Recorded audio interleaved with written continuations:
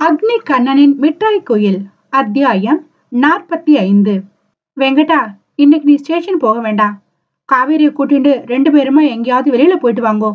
கையில் காஃபியோடு வந்து நின்ற பரிமளத்தை கேள்வியாக பார்த்தான் வெங்கட். எனக்கு வேலை இருக்குமா, மதியம் ஒரு அர்ஜென்ட் கேஸ் இருக்கு.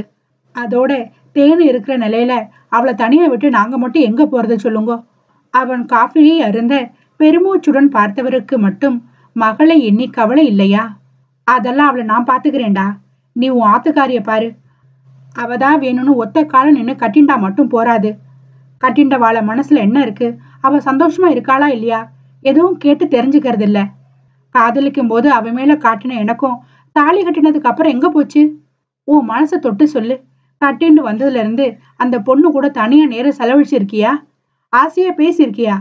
அவளுக்காக ஏதாவது வாங்கி கொடுத்து வெளியில கூட்டிட்டு போயிருக்கியா? எப்பவும் தேனு இல்லைன்னா ஸ்டேஷன் அனுப்புதான். அழுத்து கொண்ட பரிமளத்தை வியப்பாக பார்த்தவனுக்கு தன் அண்ணையா தன் மனைவிக்காக இத்தனை அக்கறையோடு பரிந்து பேசுவது என்ற எண்ணம் எழுந்தது. அவர் சொன்ன விஷயமும் சம்மட்டி கொண்டு அடித்ததை போல கபாலம் கலங்கிய உணர்வில் யோசனையாக அமர்ந்திருந்தான். திருமணம் முடிந்ததென்றுதான் பெயர். பாதி நாட்கள் குழலியின் பிரச்சனையில் ஓட, மீதி நாட்களில் ஒவ்வொரு முறையும் அவன் ஆசையாக மனைவியை நெருங்குகையில் அவனை தவிர்க்க எண்ணி ஏதேதோ காரணங்களை அடுக்கி விலகி படுத்துக் கொள்வாள் காவேரி. முன்பு தான் பேசிய வார்த்தைகளை மனதில் வைத்துத்தான் இப்போது வரை கோபத்தில் தன்னிடம் ஒதுக்கம் காட்டுகிறாளோ என்ற யோசனையில், சரி அவளாக இஷ்டப்பட்டு கோபம் தீர்ந்ததும் தன்னிடம் சேரட்டும் என்று நினைப்பவன் சில சமயங்களில் வேலையின் அலுப்பில் அவளை கண்டுகொள்ளவும் நேரம் இருக்காது. ஸ்டேஷன் விட்டு வந்தால் கிடைக்கும் சிறிது நேரத்தில் தனிமையின் துக்கத்தில் தவிக்கும் தங்கையை கவனித்து வந்த பிறகு ஓய்வு எடுக்கவே நேரம் சரியாக இருப்பின் எங்கன மனைவியின் மனம் புரிந்து அவளோடு நேரம் செலவழித்து மகிழ்ச்சியாக வாழ்வது? என்னடா, நான் பாட்டுக்கு பேசிட்டு இருக்கேன், நீ பாட்டுக்கு அமைதியா இருக்க? பரிமளம் மீண்டும் கேட்கும் போதே, அத்தை மூட்டு வலின்னு தைலம் கேட்டியலே, கொண்டாந்துட்டேன், வாங்க நானே தேய்ச்சி விடுறேன். கபடமற்ற பேச்சில் அனைவரையும் தன் பக்கம் ஈர்த்துவிடும் காவேரியை இருவரும் திரும்பி பார்த்தனர். பிறந்ததிலிருந்து தாய் தந்தையின் அரவணைப்பு அறியாத பாவை. புகுந்த வீட்டில் வெங்கட்டின் தாய் தந்தைக்கு தன்னை முழு மனதாக ஏற்றுக்கொள்ள மனமின்றி முகம் கொடுத்து பேசாமல் ஒதுக்கம் காட்டினாலும் அவர்களை அந்நியமாக எண்ணாமல் இருவருக்கும் வேண்டியதை முகம் கோணாமல் பார்த்து பார்த்து செய்வாள். அவள் பால் சிரிப்பில் மயங்காதவர்கள் இருதயம் மற்றவருக்கு சமம். ஆரம்பத்தில் குலம் கோத்திரம் பார்த்து அவளை ஒதுக்கத்தான் நினைத்தாள் பரிமளம். ஆனால் எந்த ஒரு எதிர்பார்ப்பும் இன்றி இருவரையும் சொந்த தாய் தகப்பன் போல பாவித்து தானாக வழிய சென்று கலகலத்து பேசி கவலை மறந்து இருவரையும் சிரிக்க வைத்து மாமியார் மாமனாரை கைக்குள் போட்டு கொண்டாள் காவேரி. இப்போது கணவன் அவள் பக்கமோ இல்லையோ, ஆனால் பரிமளமும் பார்த்த சாரதியும் மருமகள் பக்கம் சாய்ந்து வெகு காலம் ஆகிவிட்டது. அதான் மருமகளுக்கு சிபாரிசு எல்லாம் தூள் பறக்கிறது. அட, அந்த தைலத்தை எங்கிட்ட கொடு, நான் அப்புறமா தேய்ச்சிக்கிறேன். இப்ப போய் நீ நல்ல புடவையா கட்டிண்டு வா என்ற மாமியை புரியாமல் பார்த்தாள் காவேரி. ஏன் அத்தை, இந்த சீலைக்கு என்ன குறைச்ச? நல்லா தானே இருக்கு. வீட்டில் கட்டும் சாதாரண காட்டன் சேலையை சுற்றி பார்த்த மனைவி மீது ஆசையாக படிந்தது வெங்கட்டின் பார்வை. சரிடி, நன்னாதான் இருக்கு. ஆனா இதை கட்டின்னு எப்படி நீ வெளியே போவ? அத காத்தாலேயே கடைக்கு போயிட்டு வந்துட்டேனே, அப்ப கூட இந்த சீலை தானே கட்டிக்கிட்டு போனேன். நீய கூட பார்த்துட்டு ஒன்னும் சொல்லாம தானே போனியே, இப்ப என்ன இந்த சீலைக்கு? வெகுளித்தனமாக கண்களை உருட்டி மீண்டும் சேலையின் முந்தானையை உதறி பார்க்க பரிமளத்திற்கு கண்ணை கட்டியது. அட ராமா, போன ஜென்மத்துல என்ன பாவம் செஞ்சேனோ, எனக்கு வாச்சது எல்லாமே தத்தியா இருக்கே. விட்டத்தை பார்த்து புலம்பிய மாமியை பாவமாக அவள் பார்ப்பதை கண்டு சிரித்து விட்டான் வெங்கட். ஏ கட்டச்சி, ஏற்கனவே அம்மாக்கு பிபி வந்து டேப்லெட் சாப்பிட்டு இருக்கா, நீ வேற ஏண்டி அவளை போட்டு படுத்து எடுக்கிற? என் கூட வா என வெங்கட் அவளை இழுத்து செல்வதை கண்டு புன் சிரிப்போடு பரிமளம் சென்று விட்டார். மச்சான், கைய விடு மச்சான், எனக்கு சமயக்கட்டுல வேலை கிடக்கு. நீ பாட்டுக்கு இப்படி இழுத்துட்டு வந்துட்டா அங்க வேலையில யாரு பாப்பா? அரை வரைக்கும் புலம்பிக் கொண்டு வந்தவளை உள்ளே வந்ததும் விட்டு விட்டு பாக்கிய உடையினை கழட்ட போக, என்ன மச்சான் சட்டை அவுக்குற? கொஞ்ச நேரத்துக்கு முன்னாடி தானே டியூட்டிக்கு டைம் ஆச்சுன்னு என்கிட்ட அந்த கத்து கத்துன, திடீர்னு என்னாச்சு உனக்கு? விழிகளை உருட்டி விளங்கா பார்வை வீசியவளை கட்பனியன் அவன் கட்டு மேனியை இறுக்கி பிடித்து உடல் அமைப்பை வர்ணனையாக காட்டிட பேன் சிப்பையும் கழட்டியபடி நெருங்கி வந்த கணவனை இப்போது விழிகள் படபடக்க பார்த்தாள் அவள். என்ன மச்சான், நான் தந்தி எது? இன்னைக்கு நான் டியூட்டிக்கு போகலடி கட்டச்சி. உஷ்ணமாக வெளிவந்த அவன் மோக மூச்சில் ஸ்தம்பித்து போனாள். ஏன்? ஏன்னா என்ன சொல்ல? இன்னைக்கு ஆத்துக்காரியோட நாள் முழுக்க என்ஜாய் பண்ண போறேன். ஒரு மார்க்கமாக சொன்ன கணவனை பீதியோடு பார்த்தாள். காத்தால நேரமா டியூட்டிக்கு போகணும்னு சொன்னியே? தடதடவென உதறிய கீழ் உதட்டினை இரு விரலால் குவித்து பற்றிட இரு விழிகளும் படபடத்தன. அப்ப சொன்னேன். இப்ப யோசிச்சு பார்த்தா உன்னை விட அப்படி ஒன்னும் டியூட்டி முக்கியம் இல்லைன்னு தோணுது என்ற வெங்கட் அவள் விழிகளை கூர்ந்து கவனிக்க, அவன் விழிகளை நேருக்கு நேர் சந்திக்க முடியாமல் அங்கும் எங்கும் வேகமாக உருண்டன மானின் விழிகள். என்கிட்ட ஏதாவது சொல்ல முடியாம தவிக்கிறியா காவேரி? அழுத்தமாக கேட்டவனுக்கு இல்லையே மச்சான், பதட்டமாக பதில் தந்தாள் காவேரி. சிறிது நாட்களாக அவன் அதிகம் நெருக்கம் காட்டினாலும் தேவையில்லாமல் அவள் கொள்ளும் பதட்டம் காவலன் மூளையை குடைந்து கொண்டே இருக்கிறது. இதோ இப்போதும் அவளின் காரணமற்ற பதற்றம் ஏதோ தவறாய் பட்டது அவனுக்கு. தற்போது எதுவும் பேசிக் கொள்ளாமல் அவளை தயாராக சொன்னான் வெளியே அழைத்து செல்வதற்கு. முதலில் மறுத்தவள் பின் ஆர்வமாக துள்ளி குதித்து ஆசையோடு கிளம்புவதை கண்டான். உதட்டில் மெல்லிய சிரிப்பை கொண்டாலும் மனதில் ஏதேதோ எண்ணங்கள் அழைக்கழித்து குழலியோடு காவேரி பேசியதை பற்றிய யோசனையில் உழன்றான். 2 உயிரை பறிகொடுத்து உடலும் மனமும் ஒரு சேர ரணப்பட்டு கண்கள் சிவக்க எங்கோ வெறுக்கும் குழலியை தினமும் சத்தான உணவை உண்ண வைப்பது அத்தனை எளிதல்ல. வீட்டில் உள்ள அனைவரும் சோர்ந்து கலங்கி போயினர் அவள் நிலையை கண்டு. வெங்கட் வீட்டில் இருக்கும் நேரம் எப்படியோ அதட்டி உருட்டி அவளை உண்ண வைத்து விடுவான். அவன் இல்லாத நேரங்களில் காவேரிதான் குழலியிடம் மாட்டிக்கொண்டு முழிப்பாள். நேற்று காலையும் அப்படித்தான். குழலி, உனக்காண்டிதான் பீட்ரூட் ஜூஸை போட்டு கொண்டாந்தேன், கொஞ்சமாவது குடி. ஒற்றை ஜூஸை கொடுக்க பெரும்பாடுபட்டு போனாள் காவேரி. நீக்கு வேண்டாம் அண்ணி, வெறுமையாக வந்தது பதில். எப்பா, எம்புட்டு நேரம் இந்த ஒத்த வார்த்தையை சொல்றதுக்கு?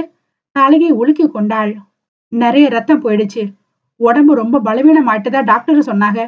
பழசையே நினைச்சு கவலைப்பட்டுட்டு இருக்க, உள்ள உடம்பையும் கெடுத்துக்காத. வெறும் சூசு தானே, கண்ணை முடிக்கிட்டு குடிச்சு போடு. வற்புறுத்தி குடிக்க வைத்தாள் அவளை. இங்க பாரு குழலி, உனக்கு நடந்ததெல்லாம் கஷ்டமான ஒண்ணுதான். அதுக்காண்டி இன்னும் எம்புட்டு நாளைக்கு இந்த ஒரே அறையில் அடைஞ்சு கடந்து ஒண்ணு நீயே தண்டிச்சுக்க போற?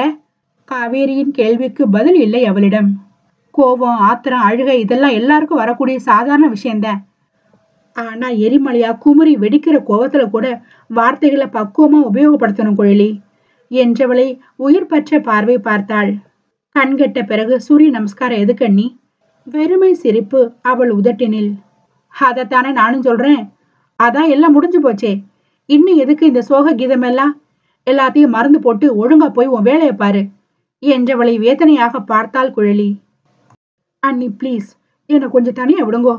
கையெடுத்து கும்பிட்டு போட்டவளுக்கு அடிக்கடி தன்னை கவனிக்கிறேன் என்ற பெயரில் காவேரி அவளை படுத்தும் பாடு நன்றாக தெரியும். ஆமா, எனக்கு மட்டும் உங்கூடவே இருக்க ஆசைப்பாரு. ஆமா, எனக்கு ஒரு விஷயம்தான் புரியல. நீ உன் புருஷன் கூட 1 வருஷம் ஒன்னா வாழ்ந்திருப்பியா? அந்த 1 வருஷத்துல உன் புருஷன் உங்கூட உனக்கு உண்மையா தானே வாழ்ந்தாவ?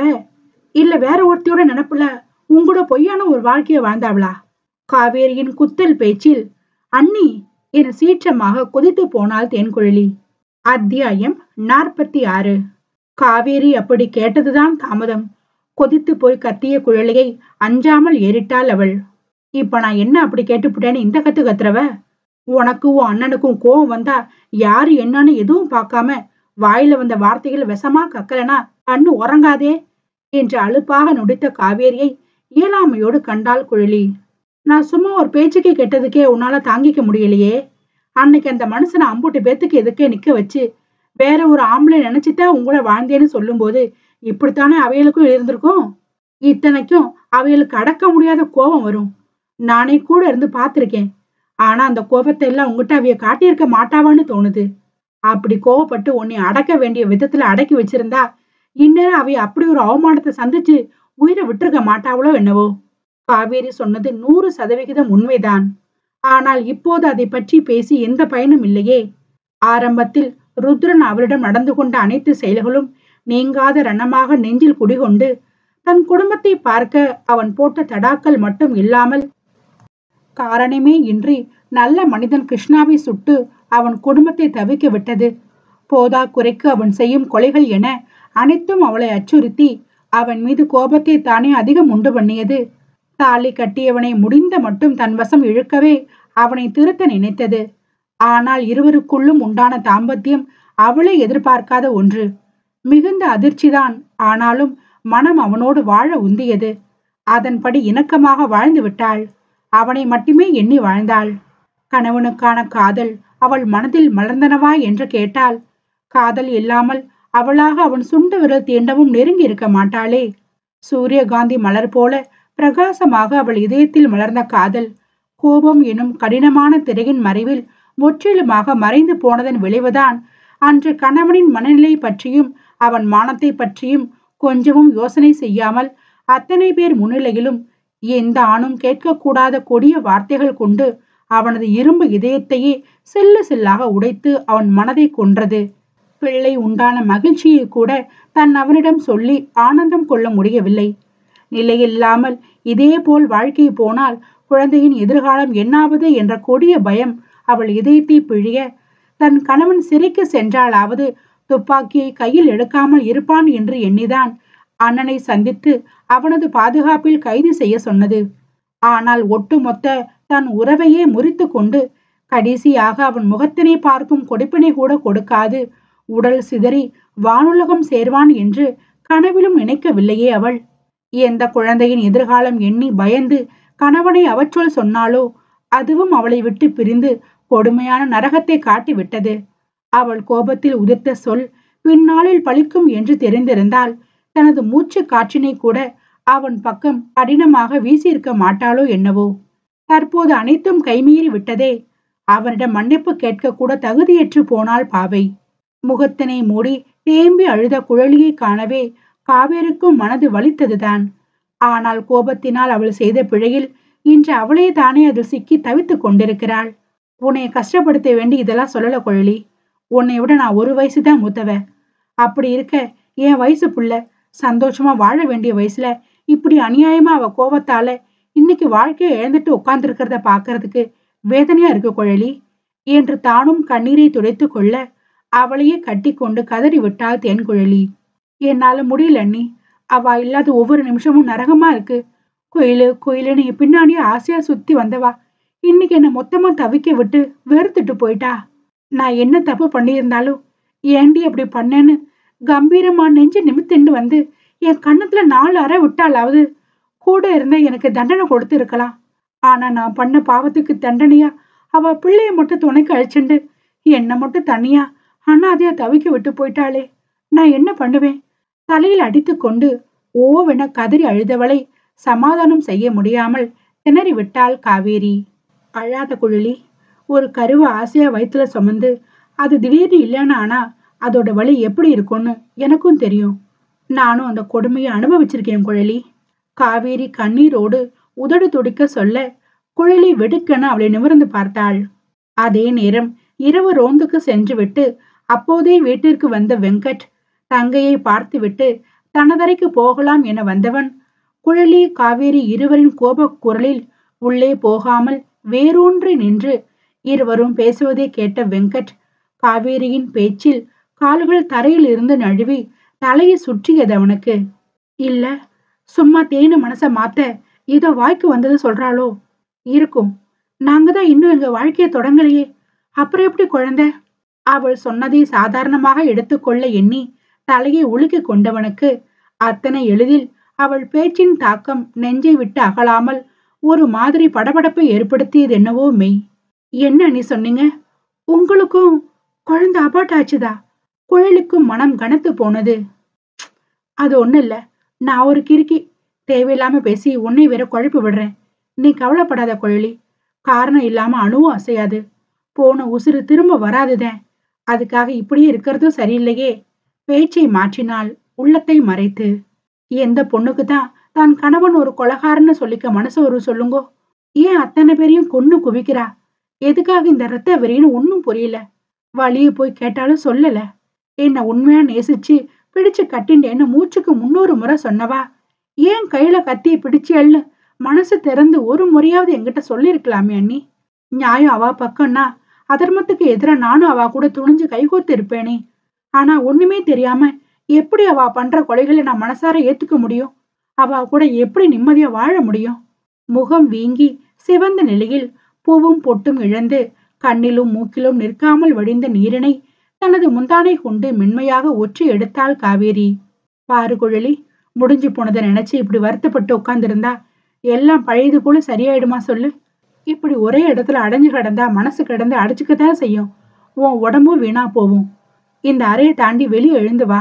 எல்லார் கூடவும் சகஜமா பேசு. சிரிக்க முயற்சி பண்ணு. நீ இப்படி அழுமுஞ்சியாவே உட்கார்ந்திருந்தா உன் புருஷனுக்கு பிடிக்குமா சொல்லு? எங்கன இருந்தாலும் அவைய உசுறு உன்னைய சுத்தி மட்டும்தான் வரும். எங்கூட வா என கையோடு அழைத்து சென்று ஏதேதோ பேசி அவள் மனதை மாற்றி கொஞ்சமே கொஞ்சம் குழலியை பேச வைத்தாள், சிரிக்க வைத்தாள். ஆனால் நினைத்த அளவிற்கு அவள் மனதினை முழுமையாக மாற்ற முடியவில்லை என்றாலும் துளி வெற்றி கண்டாள் காவேரி. நேற்று நடந்த சம்பாஷணைகளை பற்றி நினைத்தபடியே மனைவியை பீச், பார்க், மால் என்று அழைத்து சென்றான் வெங்கட். பூலோகம் காணாத மங்கை போல அனைத்தையும் அதிசயமாக பார்த்து சிறுமி போல துள்ளி மகிழ்ந்த காவேரி பெண்ணை அள்ளி அணைத்து முத்தாட கொள்ளை ஆசை கொண்டது ஆண்மனம். மச்சா மச்சா, எனக்கு இந்த கரடி பொம்மை ரொம்ப பிடிச்சிருக்கு, வாங்கி கூட. அவள் இடுப்பளவு உள்ள நீல வண்ண டெடிபியரை கட்டி கண்ணம் வைத்து இழுத்து கொஞ்சியவளை கண்டு ஆண் நெஞ்சில் பொறாமையோடு கோபமும் பொத்து கொண்டு வந்தது. இப்ப எதுக்கு இந்த பொம்மை மேல ஆசைப்படுற? இத வாங்கி என்ன பண்ண போற? கடுப்பாக அவன் முகம் மாறியதை கவனிக்க தவறினாள் காவேரி. புசு புசுன்னு அழகா இருக்கு மச்சான். இத கட்டிக்கிட்டு தூங்கினா நல்லா தூக்கம் வருமாமே. நிறைய படத்துல கூட பாத்திருக்கேன். ப்ளீஸ் வாங்கி கொடு மச்சான், ஆசையாக கேட்டவளை முறைத்து பார்த்தான் அவன். ஏண்டி, இவ்வளோ பெரிய உருவமா உன்னை என் நெஞ்சில கட்டிக்கிட்டு தாங்க எப்போ எப்போன்னு இருக்கேன். என்ன வந்து கட்டி பிடிச்சு கொஞ்சாம என் மேல விழுந்து உருளாம இந்த பொம்மையை கட்டிக்கிட்டு தூங்க போறேன்னு எங்கிட்டே சொல்ற? என் இடத்துக்கு இந்த கரடிக்காரனை வரவே விட மாட்டேன்டி. பொம்மைக்கு வில்லனாக மாறிய வெங்கட் அவள் ஏக்கமாக அந்த பொம்மையை பார்ப்பதை பொருள்படுத்தாமல் இழுத்து சென்று விட்டான். என்னடி உம்முனே வர? ஏதாவது பேசேன். அவள் நைய நைய பேச்சை எப்போதும் கேட்டுக்கொண்டே இருக்க வேண்டும் அவனுக்கு. அதே அந்த பொம்மையை வாங்கி கொடுக்க முடியாதுன்னு சொல்லிட்டல்ல, பொறவென்ன பேச? ஆசையாக கேட்டதை வாங்கி கொடுக்காத கணவன் மீது ஊடல் அவளுக்கு. கரடி வச்சு விளையாடுற வயசாடி உனக்கு? தன்னை கண்டுகொள்ளாத மனைவி மீது நாளுக்கு நாள் அவன் கொள்ளும் ஏக்கமே எக்கச்சக்கமாக கிடக்க இவள் வேறு அவன் தவிப்பு புரியாமல் பொம்மை மேல் ஆசைப்பட்டு ஏக்கத்தை அதிகரித்து விட்டாள். நீ தானே சொன்ன உனக்கு பிடிச்சதை வாங்கி கொடி கட்டுச்சின்னு. ஆனா நான் கேட்டதை நீ வாங்கி கொடுக்காம இழுத்துட்டு வந்துட்ட. எனக்கு அந்த கரடி பொம்மை தான் வேணும்.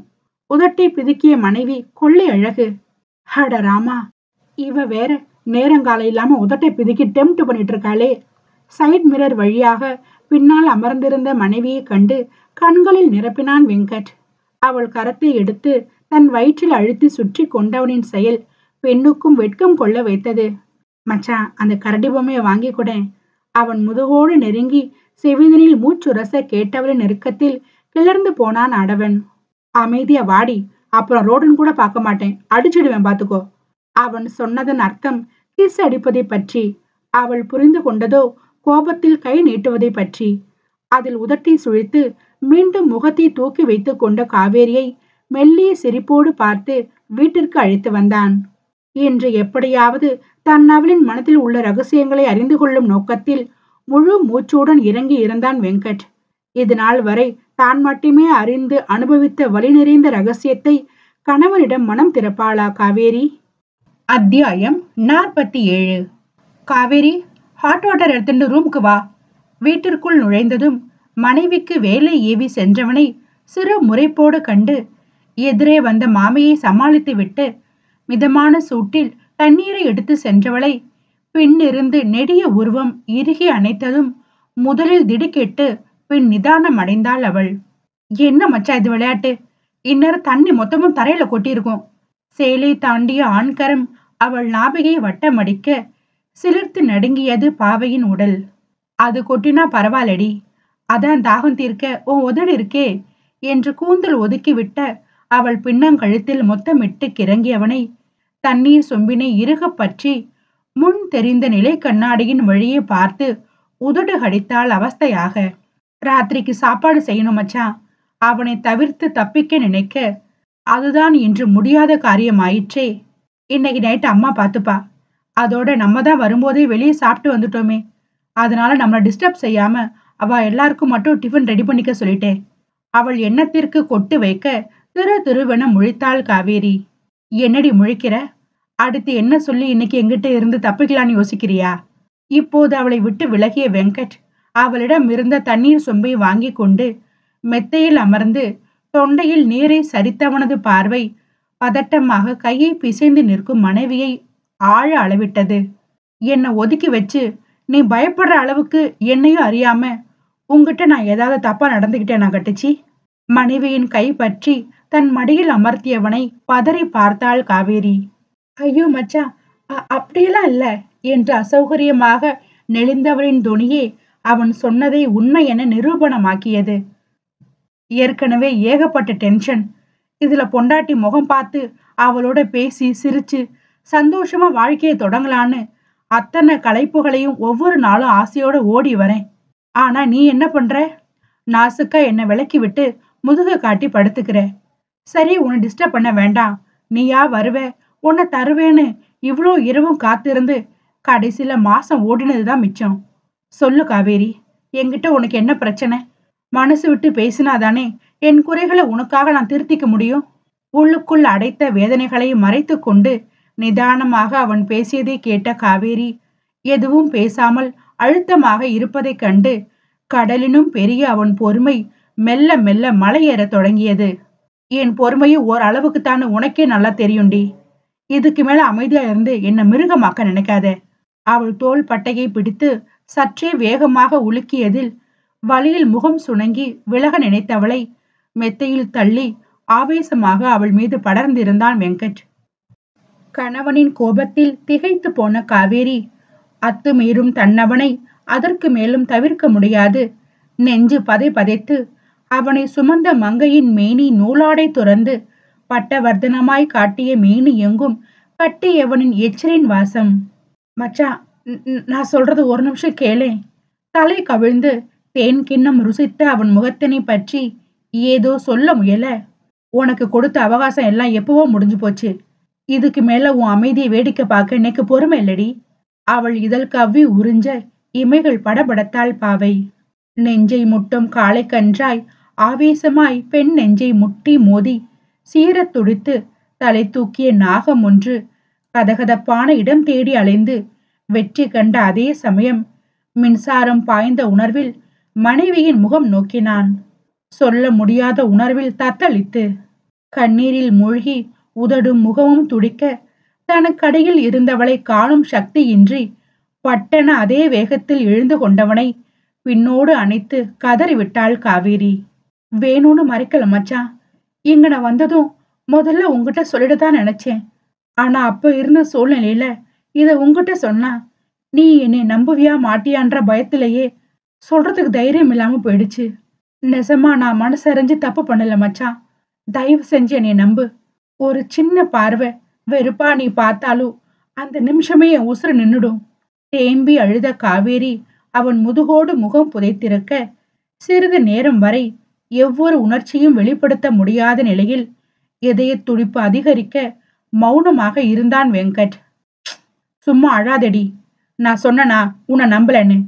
நீயா லூசு மாதிரி உன்னை நினைச்சுண்டு ஒதுங்கி இருந்தேன்னா நேக்கு என்னடி தெரியும் உண்மை என்னன்னு? நிச்சயமா நான் தான் ஏதோ தப்பு பண்ணியிருக்கேன். ஆனா எப்ப என்னன்னு எனக்கு சுத்தமா ஞாபகம் இல்லடி. இப்பவாது என்ன நடந்ததுன்னு உண்மையை சொல்லு காவேரி. அவன் முதுகோடு ஒட்டி இருந்தவளை முன்பக்கம் இழுத்து அழுத்தமாக அவள் முகம் பார்த்தான் வெங்கட். காவேரியின் கிராமத்தில் அவன் தங்கி இருந்த கடைசி சில நாட்கள் அது. வழிப்பறி கொள்ளையர்களை கூண்டோடு பிடிப்பதற்காக உன்னிப்பாக காத்திருந்தான் வெங்கட். அன்று மாலை நேரத்தில் நேரம் செல்லாமல் ஊரை சுற்றி பார்ப்பதற்காக கிளம்பி இருந்தான். ஊரின் எல்லையில் டீ கடை ஒன்று உள்ளது. பேருந்தை விட்டு அசதியாக இறங்கி வரும் ஊர் மக்கள் இளைப்பார வசதியாக இருக்கும் அக்கடை. வெங்கட் அங்கு போன நேரம் ஊரில் உள்ள சில பெரிய தலைகளும் பொழுது போகாமல் அங்குதான் அமர்ந்து கதை பேசி கொண்டிருந்தனர். அவர்களோடு இவனும் ஐக்கியமாகி டீ ஒன்றையும் வாங்கி பருகி கொண்டிருந்த சமயத்தில்தான் அந்த சம்பவம் நடந்தேறியது. போதை குடிமகன் ஒருவன் தண்ணீர் போத்தில் வாங்க வந்த இடத்தில் பணத்தை எடுக்கும் போது பாக்கெட்டில் இருந்த சாக்லேட் வடிவில் இருந்த போதை மருந்தை போதையில் தவறு விட்டு சென்றிருக்க அது சரியாக விழுந்ததோ வெங்கட்டின் மடி மீது. மற்ற ஆண்களோடு பேச்சு சுவாரஸ்யத்தில் இருந்த வெங்கட்டும் பேச்சு வாக்கில் அதனை பிரித்து வாயில் போட்டு விட்டான்.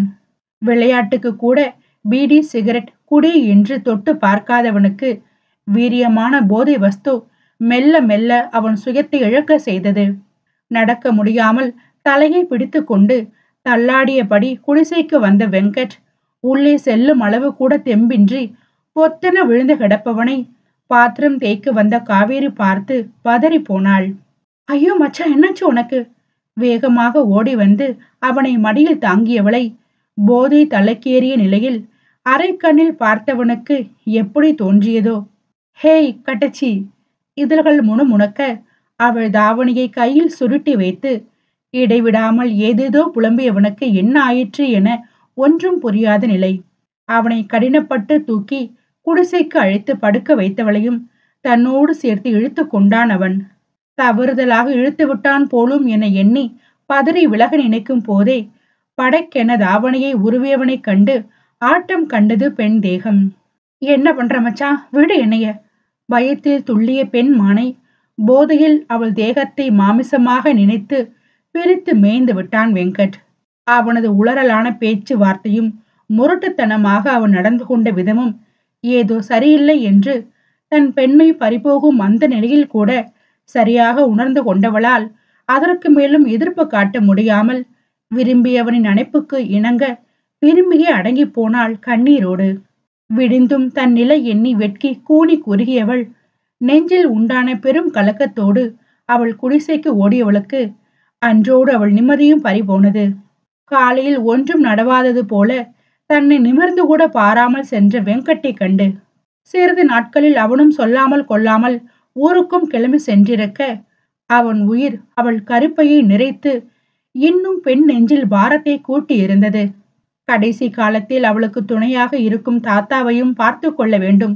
தன் அவனின் உதரத்தையும் பாதுகாப்பாக கவனித்துக் கொள்ள வேண்டும். ஆனால் மனக்கவலை அதிகரித்து உடல் ஒத்துழைக்கவில்லையே. வெயிலில் களை எறுக்க முடியாமல் தலை சுற்றி வாந்தி மயக்கம் என சோர்ந்து போனவளை கண்டு உடன் வேலை பார்ப்பவர்கள் கண் காது மூக்கு வைத்து கண்டதும் பேசத் தொடங்கி விட்டனர். வீட்டில் தாத்தாவிற்கு அவள் கர்ப்பம் தெரிந்து மனமுடைந்து போனவருக்கு நாளுக்கு நாள் உடல்நிலை மோசமாகி பேத்தையின் கவலையில் இறந்தும் போனார். வயிற்றில் பிள்ளையோடு தன்னவன் முன்பு சென்றால் தன்னை ஏற்றுக்கொள்வானோ மாட்டானோ என்ற கவலையும் அவளை ஆட்கொள்ள அவனிடம் செல்ல வேண்டும் என்ற எண்ணத்தையே கைவிட்டாள் காவேரி. எது எப்படியோ அவன் செய்கையே உணர்த்தி விட்டது தனக்கும் அவனுக்கும் நடந்த எதுவும் அவன் நினைவில் இல்லை என்பது. ஆனால் அன்றைய கூடலின் பொழுதில் தன்னை விடாமல் அணைத்து மூச்சுக்கு மூச்சு, கட்டுச்சி நீ ரொம்ப அழகுடி, உன்னை பார்த்தாலே குஜால் பண்ற என் மனசை என்ன பண்ணிடி அடக்கி வைக்க, உன்னை ரொம்ப பிடிக்குண்டி கட்டுச்சி என வார்த்தைக்கு வார்த்தை அவளை காதலில் திணறடித்தது எப்போது நினைத்தாலும் உள்ளம் குளிர்ந்து போகும். காதலோடு மட்டுமே அவளை அணுகிய விதம்தான் அவளை நிம்மதிக்குள்ளாக்கிய ஒரே விஷயம். அதே காதல் குறையாமல் குழந்தையை எப்படியாவது பெற்றெடுத்து அவனது இனிய ஞாபகங்களுடனேயே குழந்தையை உலகமென வாழ்ந்துவிடலாம் என்று எண்ணியவளுக்கு அவன் காதல் பரிசும் அவளை விட்டு பறிப்போன நிகழ்வை என்ன செய்து மீட்டெடுப்பது? எப்படி என் குழந்தை என்னை விட்டு போச்சுனே தெரியல மச்சான். 3 மாசம் பொக்கிஷம் போல பாதுகாத்து என் வயிற்றுல சுமந்தேன். திடீர்னு காலையில தாங்க முடியாத வயிற்று வலி. எழுந்து பார்த்தேன், உலகமே இருட்டிடுச்சு. ஆசை ஆசையா எனக்குன்னு பாதுகாத்து வச்சிருந்த என் குழந்தை என்னை விட்டு மொத்தமா போச்சுன்னு தெரிஞ்சதும் என் உசுரே என்கிட்ட இல்ல. ஆஸ்பத்திரி இட்டுன்னு போக கூட நாதி இல்லாம கிடந்தேன். நானே தட்டு தடுமாறி போனா புருஷன் எங்க, பெத்தவங்க எங்க, கெட்டு போயிட்டியான்னு கேட்டு அவைய வேற நோகடிச்சு அனுப்பி விட்டாவ. கொஞ்ச நாள் இதே சோகத்துல குடிசைக்குள்ள அடைஞ்சு கிடந்தேன். ஒரு வயிற்று பசிக்காக திரும்பவும் களபுடுங்க போன இடத்துல சில வெறிநாய்ங்க பார்வை வக்கரமா படிஞ்சுது. ராத்திரி நேரத்துல குடிசைய சுத்தி வந்து கதவை தட்டி தனியா இருக்கிற என்கிட்ட தப்பா நடந்துக்க பார்த்தாவ. வேற எதை பத்தி நினைக்காம மானத்துக்கு பயந்து உன்னை தேடி வந்துட்டேன். தன் வாழ்வில் நடந்த அனைத்து துக்கங்களையும் ஒன்று விடாமல் சொல்லிவிட்டு தயக்கமாக அவன் முகம் பார்க்க சொல்ல முடியா வேதனையில் துடித்து போன வெங்கட் தன் அவளை இறுக அணைத்து கொண்டவனின் கண்களும் கலங்கி இருந்தன. மன்னிச்சிடமோ, உனக்கு இவ்வளோ பெரிய துரோகத்தை செஞ்சுட்டு வந்து இங்க நான் ஒன்றும் தெரியாம சுயநலமா சுத்தி வந்திருக்கேன். சத்தியமா நமக்குள்ள நடந்த எதுவுமே எனக்கு ஞாபகம் இல்லாமோ?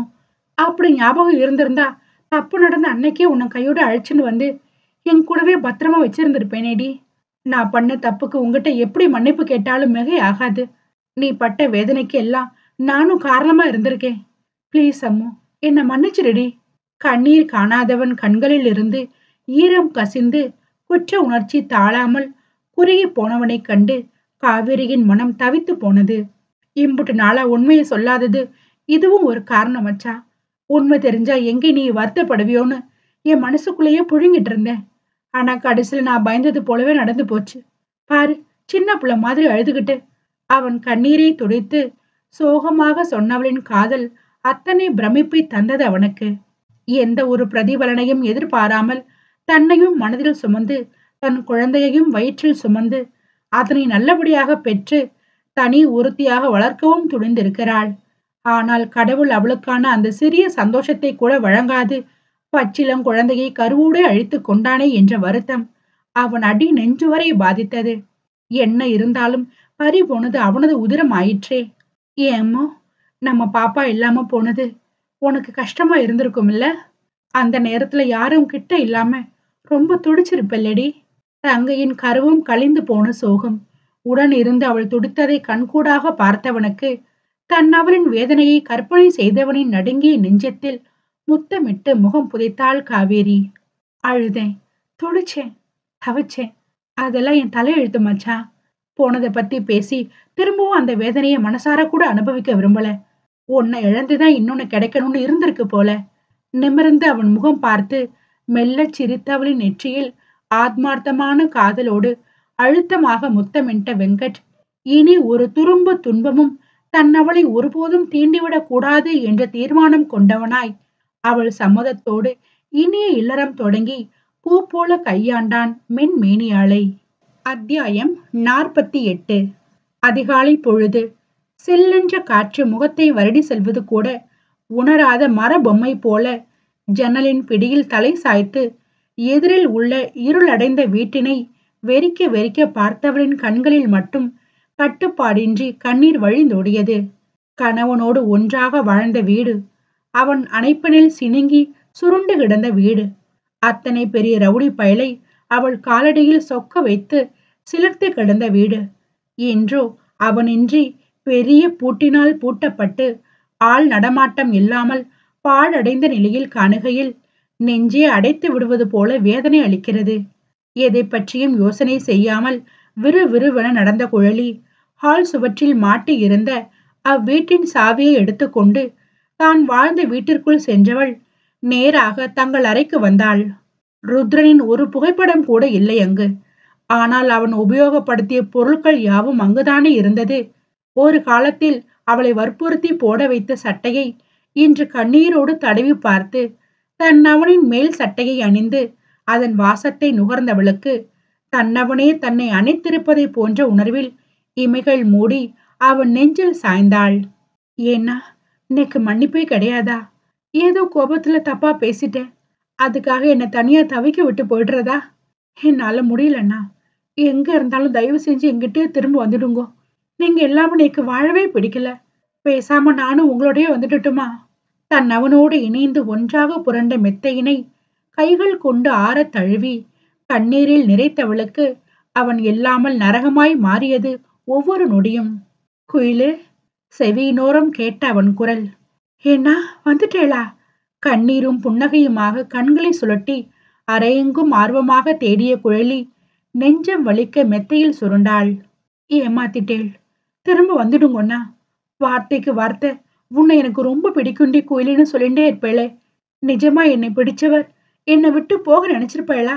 உங்க குயிலை இப்படி தவிக்க விட்டு போக எப்படின்னா மனசு வந்தது? மனதில் தன்னவனை எண்ணி குமரி கொண்டிருந்தவளின் தோளில் பெரிய கரம் பதியவும் அவசரமாக கண்ணீரை துடைத்து கொண்டு திரும்பி பார்த்தாள் குழலி. என்னதான் மனைவியோடு சுகமாக வாழத் தொடங்கி விட்டாலும் தங்கையின் நிலையை எண்ணி கவலைப்படாமல் இருக்க முடிந்திடுமா அண்ணன் அவனால்?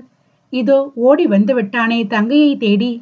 என்ன தேனுமா, இங்க எதுக்கு வந்த என்ற வெங்கட்டின் பார்வையும் அவ்வரையினை தழுவி மீண்டது. நான் இங்கேயே இனி இருந்துடுறேன் அண்ணா.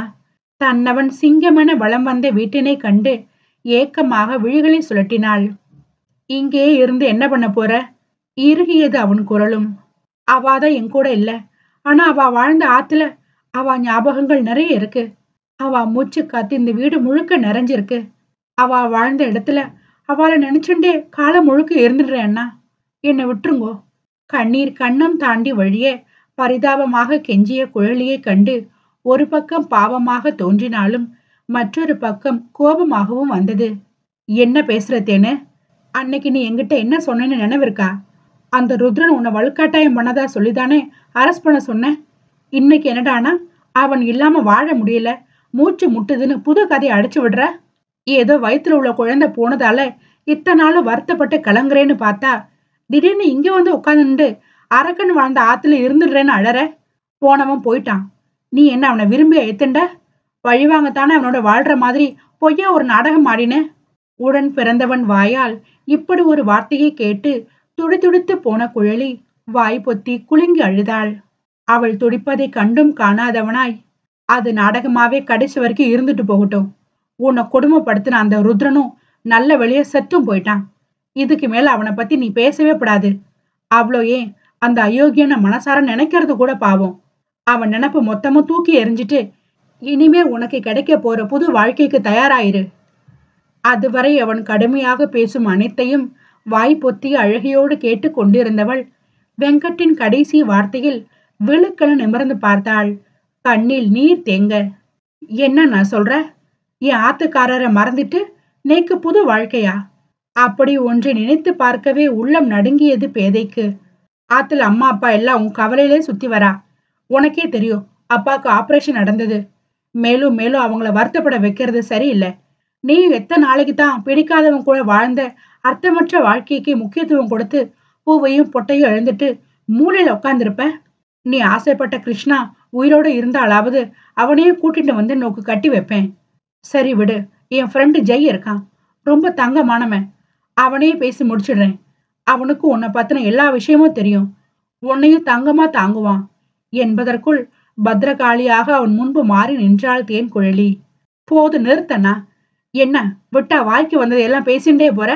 அன்னைக்கு ஏதோ அவ மேல உள்ள கோபத்துல புத்தி கெட்டு போய் உங்ககிட்ட அப்படி சொல்லிட்டேன். அதுக்காக என் ஆத்துக்காரரை விட்டுட்டு அடுத்த ஆம்பளை ஏத்துப்பேன்னு எப்படி நினைச்ச?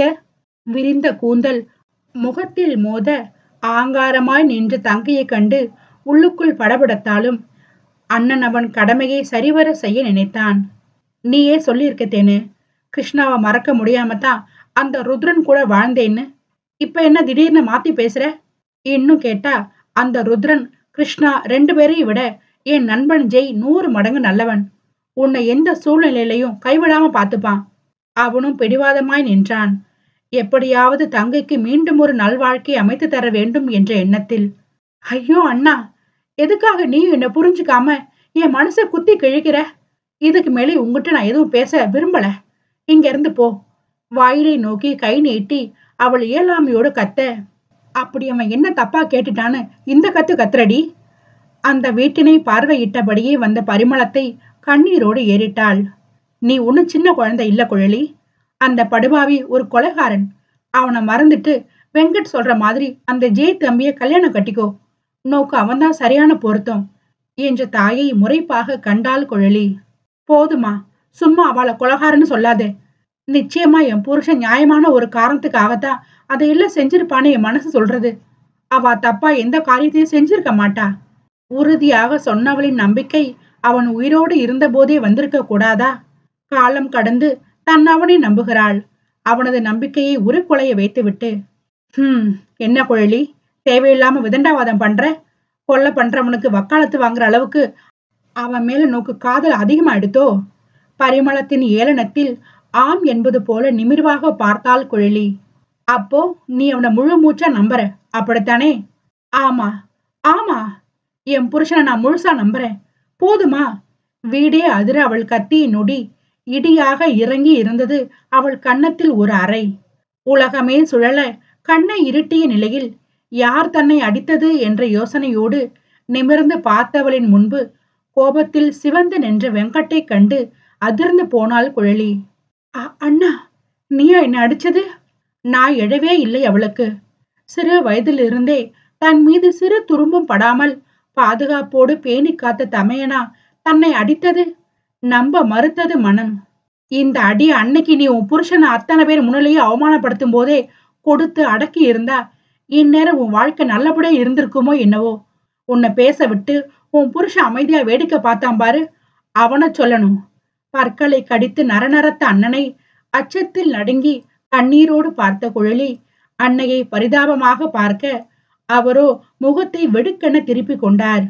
ஆரம்பத்தில் ருத்ரன் கொலைகாரன் என்று பார்த்த சாரதியும் வெங்கட்டும் பேசியதில் தெரிந்து கொண்ட பரிமளம் அவர்கள் பேசியதை நம்பினாலும் ஏதோ ஒரு மூலையில் அவன் மீது பெரும் நம்பிக்கை காரணமே இன்றி இன்றளவும் வைத்திருப்பது அவர் ஒருத்திதானே. பெண்ணை கடத்திய கோபம் ஒருபுறம் இருந்தாலும் வந்த நாளில் இருந்து ருத்ரனை பார்க்கிறார் பரிமளம். அவன் மீது துளி அளவு எண்ணம் கெட்டதாய் தோன்றி இருந்தாலும் அவன் இருக்கும் திசை பக்கம் கூட திரும்பி இருக்க மாட்டார். அதற்காக அவன் செய்தது எல்லாம் சரி என்றும் ஒத்துக்கொள்ளவில்லை. அவன் செய்ய நினைத்ததை அவனோடு நிறுத்தி இருந்தால் பரவாயில்லையே. குழலியையும் நடுவில் இழுத்துவிட்டு இப்படி அம்போவன அவளை தவிக்க விட்டு சென்றது எல்லாம் பெரும் வருத்தமாக அவர் நெஞ்சில் பதிந்து போனது. அண்ணா, அவள் ஏதோ பேச வாயெடுத்த போதே கை நீட்டி தடுத்த வெங்கட் அவளை அழுத்தமாக பார்த்தான். ஆரம்பத்திலேயே உன் புருஷனை பத்தின உண்மைகளை உன்கிட்ட சொல்லி இருக்கணும். ஆனா என்ன பண்ண, எனக்கே கடைசி நேரத்துல தானே எல்லா உண்மைகளும் தெரிய வந்தது. அத உன்கிட்ட சொல்ல வரும்போது எல்லாமே கைமீறி போயிடுச்சு. அந்த நேரத்துல உண்மைகள் தெரிஞ்சாலும் நீ என்ன பண்ண போற? நீதான் உன் புருஷனை மொத்தமா வெறுத்துட்டியே. அதுவும் ஒரு வகையில் நல்லதா போச்சேன்னு சொல்லாம விட்டேன். ஆனா திடீர்னு செத்தவன் நினைப்புல இங்க வந்து உட்காருவேன்னு நான் என்ன கனவா கண்டேன். இடுப்பில் கை வைத்து ஆழ மூச்செடுத்த வெங்கட் அனைத்து உண்மைகளையும் ஒரே மூச்சில் உரைத்து விட்டு சென்றிருந்ததில் உலகமே நின்றது குழலிக்கு. உறைந்த நிலையில் நின்ற இடத்திலேயே மடங்கி விழுந்த மகளை வேதனையாக தாங்கிய பரிமளம் அவளது கண்ணீரை துடைத்து விட, அம்மா, அவ திரும்ப வரவே மாட்டாளா? வாய் ஓயாமல் திரும்ப திரும்ப கேட்டவளுக்கு என்ன பதில் சொல்வது? இறந்து போனவன் திரும்பி வரதான் வாய்ப்பில்லையே. குழலிமா, அம்மா சொல்றத கேளுடா. எல்லாத்தையும் மறந்துட்டு இனி உனக்குன்னு ஒரு நல்ல வாழ்க்கையை அமைச்சுக்கோ. இதான் உன் புருஷனோட கடைசி ஆசையும் கூட. எங்களுக்காக உனக்காக இல்லைனாலும் நீ முழுசா நம்புற உன் புருஷன் சொன்ன வார்த்தைக்கு மதிப்பு கொடுத்தாங்கோ. மகளை நெஞ்சில் சாய்த்து மெதுவாக எடுத்து சொல்ல, இல்லை என மறுப்பாக தலையாட்டிய குழலியின் விழிகள் இலக்கின்றி எங்கோ வெறித்தன. இங்கோ தங்கையிடம் கோபமாக கத்திவிட்டு நேராக ஸ்டேஷன் வந்த வெங்கட் சிறையில் இருந்த மதனின் சட்டையை கொத்தாக பற்றி இழுத்து கோபம் தீரும் வரை அவனை வெறித்தனமாக அடித்து நொறுக்க, அப்போதும் உறைந்த புன்னகையோடு அடிகளை வாங்கி கொண்டிருப்பவனை வெறியாக பார்த்தான். நெற்றியில் வழிந்த வியர்வை தொழியை சுண்டிவிட்டு கான்ஸ்டபிளுக்கு ஏதோ சமிகை காட்ட அதன்படி செய்ய தயாராகினர். அத்தியாயம் 49.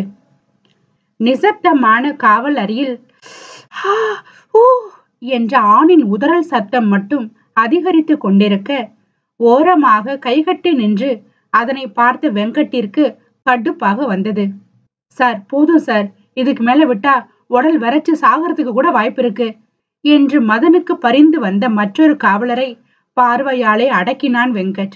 பெரிய பெரிய ஐஸ் கட்டிகளின் மீது படுக்க வைத்த நிலையில் மதனின் கை கால்களை அசைய விடாமல் லத்தியால் இறுக்கி பிடித்து 2 காவலர்கள் நிற்க, அவன் உயிரையும் உடலையும் உறைய வைக்கும் அத்தகைய நிலையில் கூட கத்தவோ கெஞ்சவோ இல்லாமல் அழுத்தமாக வாயை மூடிக்கொண்டிருக்கும் முன்னாள் இராணுவனை இதற்கு மேலும் என்ன செய்து உண்மைகளை கறப்பது? அவனை விடுங்க. நெற்றியை நீவியபடி வெங்கட் சொன்னதும் மதனை தூக்கி மூளையில் அமர வைத்தனர். உன் விசுவாசம் எல்லாம் யாருக்காகன்னு எனக்கு தெரியாதுன்னு நினைக்கிறியா மதன்?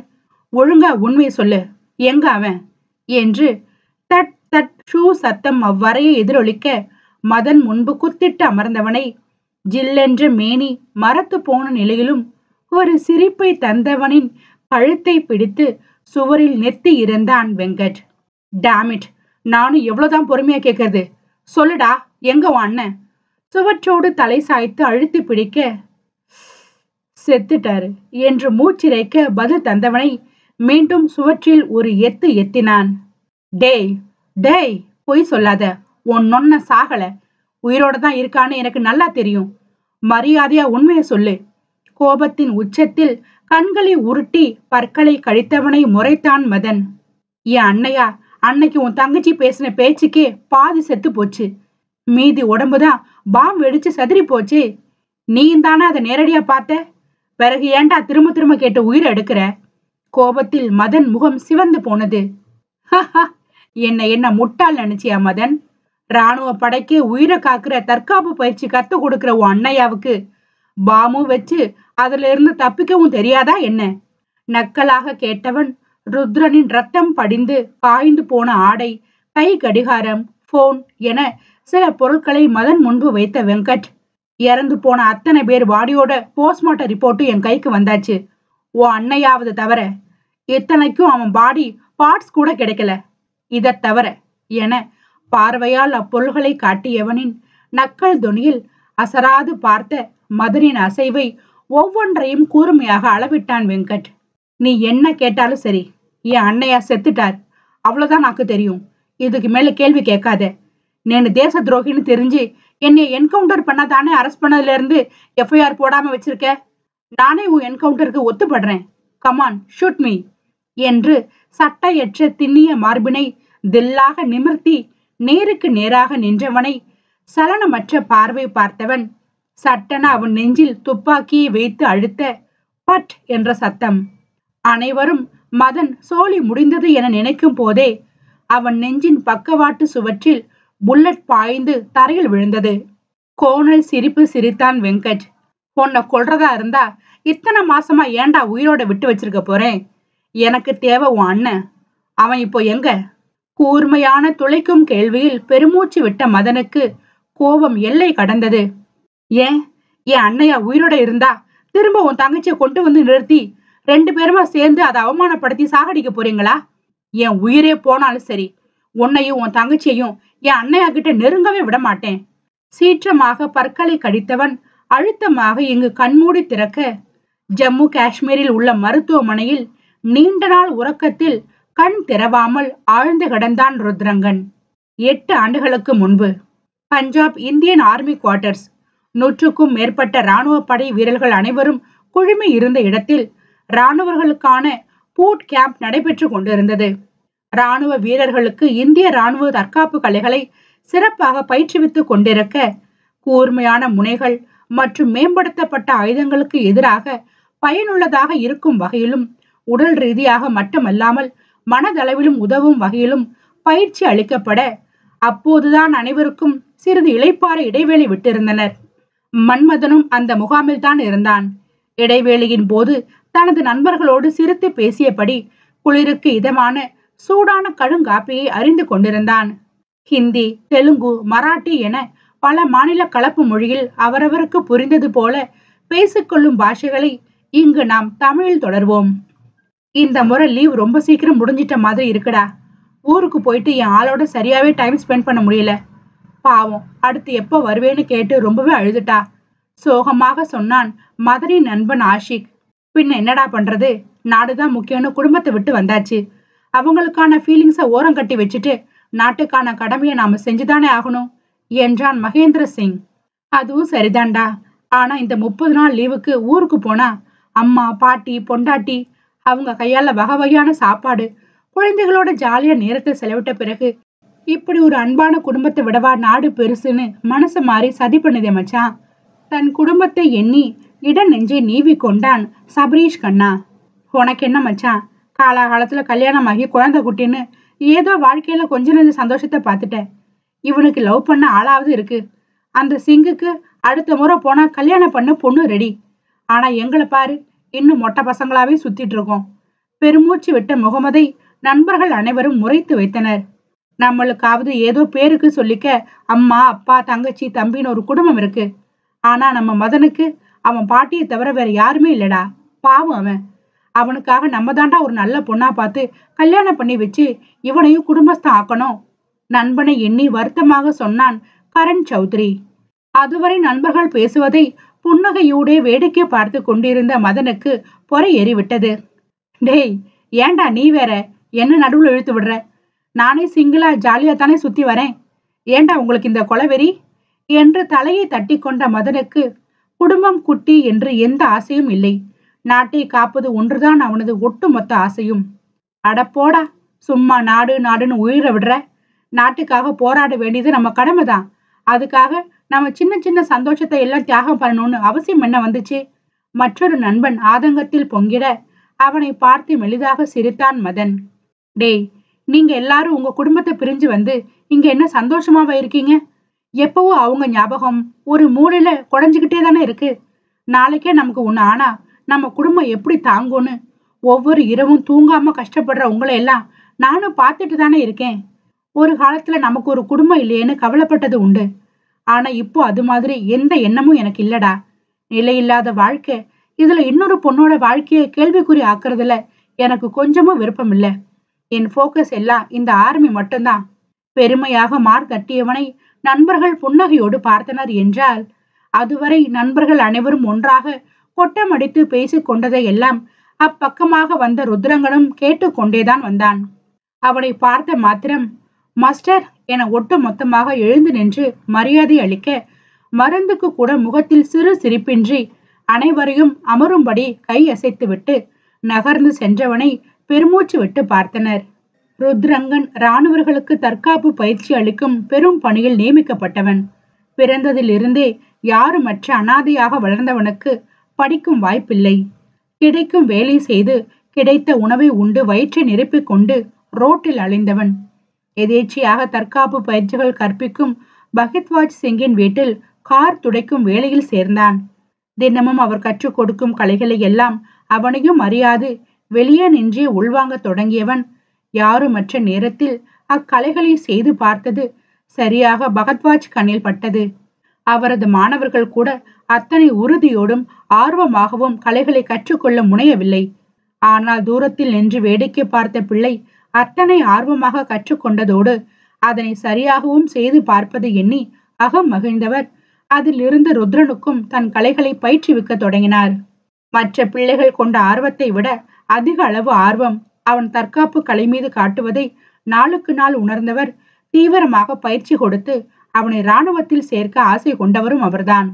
உடற்பயிற்சி, குத்துச்சண்டை, சிலம்பம், என்னென்ன வகை உண்டோ அனைத்து தற்காப்பு கலைகளையும் கரைத்து குடித்தான் ருத்ரங்கன். படிப்பு, பட்டம் எதுவும் இல்லை. முற்றிலும் அவனது திறமைக்காக மட்டுமே அத்தனை பெரிய பணியை அவனிடம் கொடுத்தனர்.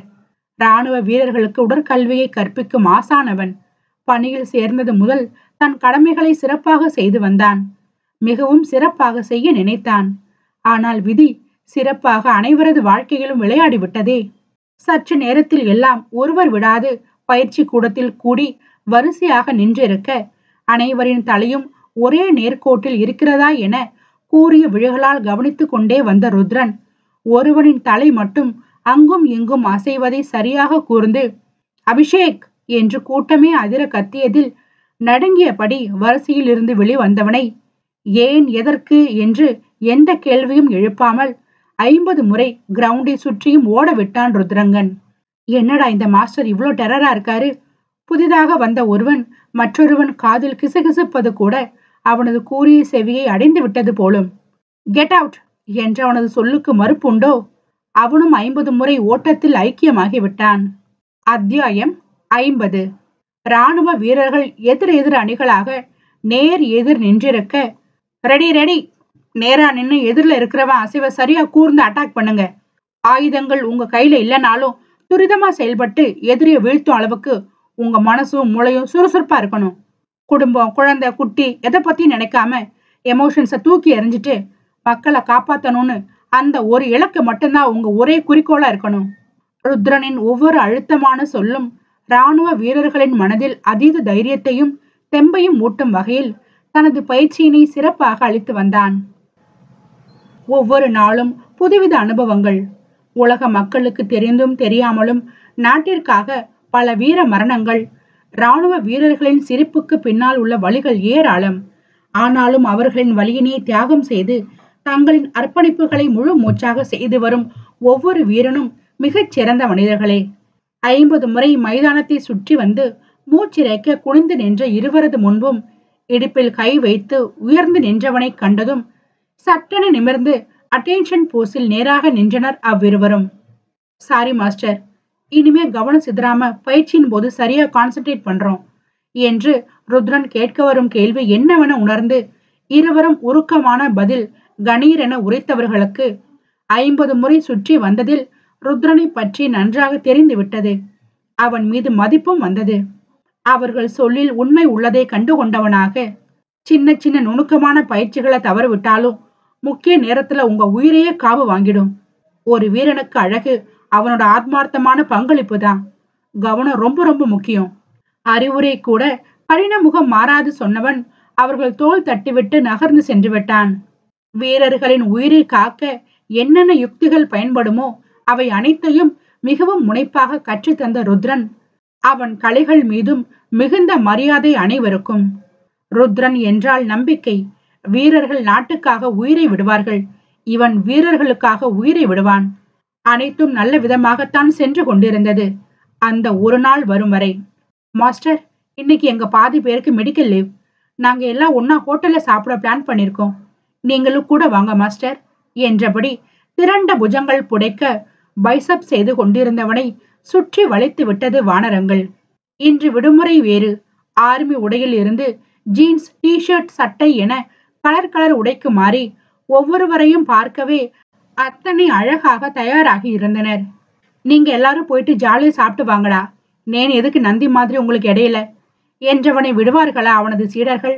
என்னதான் வெளியே கரடு முரடு தோற்றத்தில் அனைவரையும் தன் சொல்லுக்கு அடிபணியும்படி அவன் வழி நடத்தினாலும் இது போன்ற விடுமுறை தினங்களில் வீரர்களோடு இணைந்து அவர்களின் மகிழ்ச்சியை தன் மகிழ்ச்சியாக பாவிப்பதிலும் அவனை மிஞ்ச ஆளில்லை.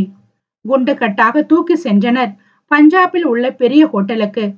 வகை வகையான உணவுகளை பெரிய மேஜையின் நடுவே அடுக்கி வைக்கப்பட்டிருக்க, அவரவருக்கு பிடித்த உணவினை கூச்சப்படாமல் அள்ளி தட்டில் வைத்து உண்டபடி கலகலத்து கொண்டு, மாஸ்டர், எங்க எல்லாருக்கும் தற்காப்பு கத்து கொடுத்து கவனமா பாத்துக்கிறீங்க, ஆனா உங்களை கவனிக்க யாருமே இல்லையே, ஏன் மாஸ்டர் இன்னும் கல்யாணம் பண்ணிக்காம இருக்கீங்க? ஒருவன் கேள்வி எழுப்பிட தாடி முகத்தில் மெல்லிய புன்னகை. நான் காசை எல்லாம் ஒவ்வொரு இராணுவனையும் சிறந்த வீரனா உருவாக்குறது மட்டும்தான், அதை தாண்டி வேற எந்த சம்சார வாழ்க்கையும் எதிர்பார்க்கல என்றவனை அனைவரும் மெச்சும் பார்வை பார்க்க, மதனின் பார்வையோ முழுக்க முழுக்க ருத்ரன் மீதுதான். மதனுக்கு ருத்ரன் தான் ரோல் மாடல். அவனது தன்னம்பிக்கையும் தைரியமும் தான். ஒன்றுமே தெரியாமல் மிலிட்டரியில் வந்து சேரும் போது அவனுக்கு பக்க பலமாக இருந்தது. அதிலிருந்து சின்ன வார்த்தை ருத்ரன் பேசினாலும் அது அவனுக்கு தேவையே இல்லாத ஒன்றாக இருந்தாலும் அதனை உன்னிப்பாக கவனிப்பது மட்டுமல்லாமல் ருத்ரனின் ஒவ்வொரு அசைவையும் ரசிப்பான் மதன். இப்போதும் அப்படித்தான் அவனை கண்கொட்டாமல் ரசித்திருக்க, கல்யாணம் பண்ணி பொண்டாட்டியை ரசிக்க வேண்டிய வயசுல மாஸ்டர் எப்படி முழுங்குற மாதிரி பாக்குறான் பாருடா என்ற ஆஷிக் அவன் தோலை இடித்து கேலி செய்ததும் அங்குள்ள அனைவரும் சிரித்து விட அசடு வழிந்தான் மதன். டேய் சும்மா இருங்கடா, மாஸ்டர் காதுல விழுந்தா பனிஷ் பண்ணுவார். நண்பர்களை அதட்டியதும் கமுக்கமாகி விட்டனர். மதனின் நண்பர்கள் பலரும் ஆன் டியூட்டியில் தான் வேலை பார்த்து கொண்டிருந்தனர். இங்கோ அதில் பாதி பேர் தான் ஹோட்டலுக்கு வந்திருந்தனர். திடீரென ருத்ரன் எண்ணுக்கு ஒரு அழைப்பு வந்தது. அதை தொடர்ந்து பல இராணுவர்களுக்கும் அழைப்பு வர ஏற்று காதில் வைத்தவர்களுக்கு பேரதிர்ச்சி. எல்லாரும் உடனே ஸ்பாட்டுக்கு கிளம்புங்க.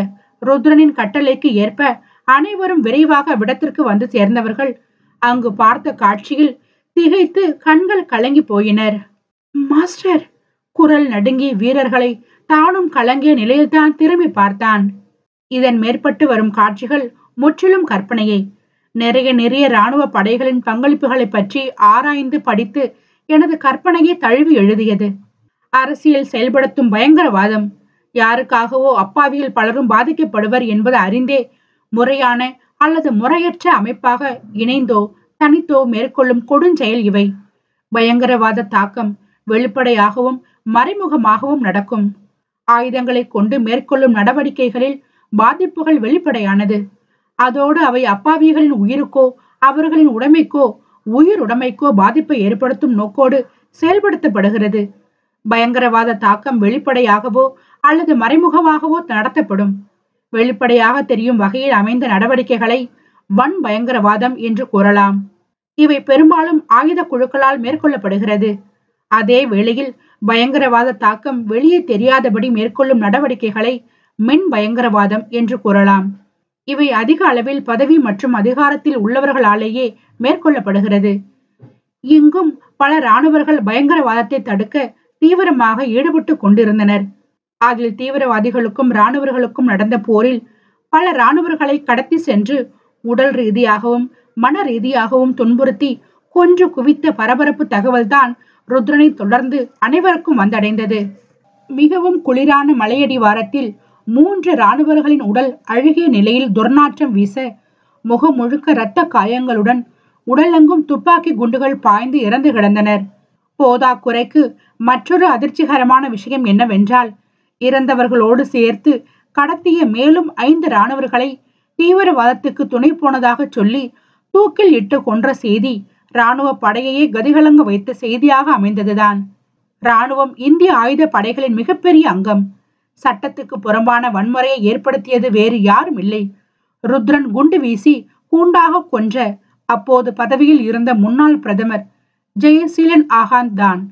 பணத்திற்காக தாய் நாட்டிற்கு எதிராக அந்நிய நாட்டோடு கை கோர்த்து இந்தியர்களை அழிக்க பலவித திட்டங்களை செய்து நாட்டை பாதுகாக்கும் பொறுப்பில் உள்ள இராணுவர்களுக்கு தீவிரவாதி என முத்திரை குத்தி அந்நிய நாட்டில் அவர்களை சித்திரவதை செய்து தூக்கில் இடும் வரை கமுக்கமாக இருந்தவர்.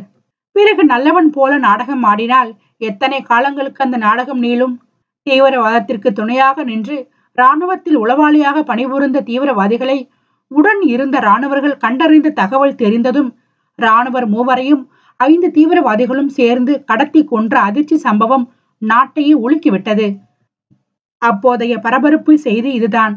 மற்றவர்களுக்கு எப்படியோ, ஆனால் எது உண்மை எது பொய் என்று ருத்ரன் படைகளுக்கு தெரியாதா என்ன? இது மாதிரி பல உயிர் இழப்புகளை சந்தித்து கடந்து வந்தவர்கள்தான்.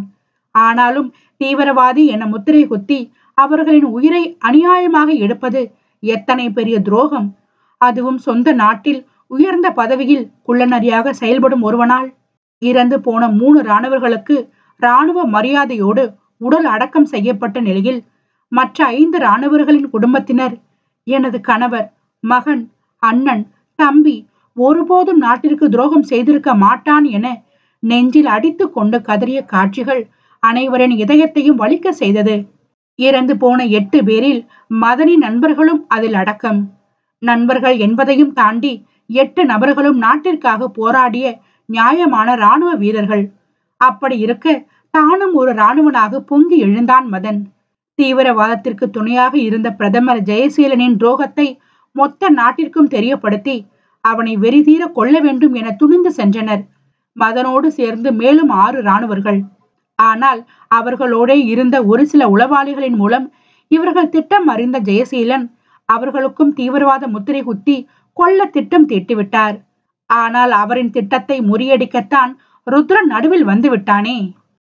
அத்தியாயம் 51. Master, master! மூச்சிறைக்கு ஓடி வந்தவனை கண்கள் இடுங்க பார்த்தான் ருத்ரன். மாஸ்டர், நம்ம மதனும் இன்னும் சிலரும் சேர்ந்து ஜெயசீலனையும் அவன் கைகோர்த்த தீவிரவாதிகளையும் கூண்டோட கொல்ல போறேன்னு சொல்ல சொல்ல கேட்காம கடும் கோபத்துல கிளம்பி போனாங்க. முழுசா 24 மணி நேரம் முடிஞ்சுது. இது வரைக்கும் அங்கிருந்து ஒரு தகவலும் இல்ல. அவர்களுக்கும் அசம்பாவிதம் எதுவும் நடந்திருக்குமோ என்ற அச்சத்தில் கடைசியாக ருத்ரனிடம் உண்மையை சொல்லி கையை பிசைந்தவனை வெறி கொண்டு முறைத்தான் ருத்ரன். ராஸ்கல், இவ்வளவு நேரம் என்னத்தை புடுங்கிட்டு இருந்த சொல்லாம? காட்டு கத்து கத்தியவனின் கையும் காலும் பரபரத்தது ஆயுதங்களை எடுத்து வைப்பதில். முன்னாடியே அவங்க போறத பத்தி சொன்னா நீங்க விட மாட்டீங்கன்னு மதன்தா மாஸ்டர் சொன்னா. அதன்படி எல்லாமே சரியா போறதா எனக்கு இன்ஃபார்ம் கூட செஞ்சான். ஆனா கடைசி நேரத்துல ஜெயசீலன் உஷாராகிட்டான் மாஸ்டர். அவன் சொல்வதை எல்லாம் உள்வாங்கியபடியே அங்கிருந்து விரைந்தான் தனது வீரர்களை மீட்க.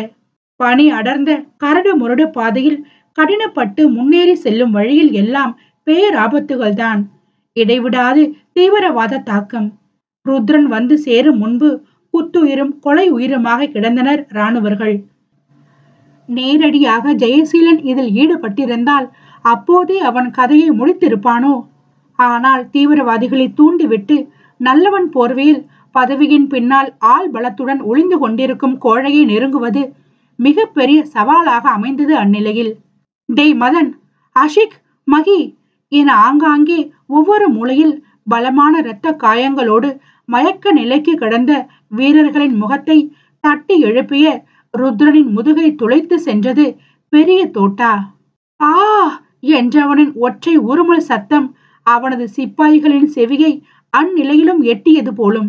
தங்களின் ரணமும் மயக்கமும் எங்கே சென்றதோ, சூறாவளி வேகத்தில் சுழன்று எழுந்த மதனோடு பலரும் தங்களின் பெரிய நீண்ட கனமான துப்பாக்கியின் மூலம் டுபு டுபு டுபு என தொடர்ந்து துப்பாக்கி சூடு நடத்த, துப்பாக்கி சூடெல்லாம் துடைத்து போட்டதை போல உதறி விட்டு எழுந்த ருத்ரனும் வெறிகொண்டு துப்பாக்கி சூடு நடத்தியதில் அவ்விடமே பெரிய போர்க்களம் புரிந்தது. 100க்கும் மேற்பட்ட தீவிரவாதிகளை சுட்டு கொன்று குவித்தவர்கள் எப்படியாவது ஜெயசீலன் செய்யும் தேச துரோகங்களை வெளிக்கொண்டு வர படாத பாடுபட்டும் அனைத்தும் தோல்வியைத்தான் எட்டியது. என்னடா ரங்கா, ராணுவ படையே உன் கையில இருக்குன்னு அவங்கள வச்சு என்னையே தோக்கடிக்கலான்னு பாத்தியா? மறுமுனையில் ஆங்காரமாக சிரித்த ஜெயசீலனின் பேச்சில் ரத்தம் கொதிக்க நின்றான் ருத்ரன். பதவி இருக்கின்ற திமிர்ல ஆடாதே ஆகாந்த். மக்களுக்கும் தேசத்துக்கும் நீ பண்றது மிகப்பெரிய துரோகம். மக்களை பாதுகாக்கிற பொறுப்பான பதவியில இருந்துகிட்டு பணத்துக்கு விலை போய் எதிரி நாட்டோட கைகோர்த்து சொந்த நாட்டு மக்களை கொத்து கொத்தா அழிக்கிற உன்னை கூடிய சீக்கிரத்துல உன் பதவியை பறிச்சு சட்டத்துக்கு முன்னாடி நிறுத்த வேண்டா என்று கர்ஜனை செய்த ருத்ரனை எதிர் முனையில் கேலி செய்து சிரித்தான் ஜெயசீலன். என் பதவியை பறிச்சு நீ என்ன சட்டத்துக்கு முன்னாடி நிறுத்தி தண்டனை வாங்கி கொடுக்கிற வரைக்கும் நான் என்ன மேட்னி ஷோவா பார்க்க போறேன்? எப்போ என்ன எதிர்க்க துணிஞ்சிட்டியோ உன்னை இனியும் விட்டு வைக்க நான் ஒண்ணு முட்டாள் இல்லடா. இன்னும் 1 மணி நேரத்துல உன்னோட சேர்ந்த உன் படையையே இந்த நாட்டை விட்டு தலைதெறிக்க ஓட வைக்கிறேன். பற்களை கடித்தவன் சொன்னது போலவே அவன் பதவி பலத்தை பயன்படுத்தி அனைத்தும் நடத்தி முடித்து விட்டான். அவன் செய்த தேச துரோகத்தை நேர்மையாக சட்டத்தின் முன்பு நிறுத்த போராடிய வீரர்களுக்கு பதிலுக்கு கிடைத்த பட்டமோ தேச துரோகிகள், தீவிரவாதத்திற்கு துணை நிற்பவர்கள் என்று அவர்கள் உயிராய் கருதும் இராணுவத்தையே அவர்களுக்கு எதிராக திருப்பி விட்டான் ஜெயசீலன்.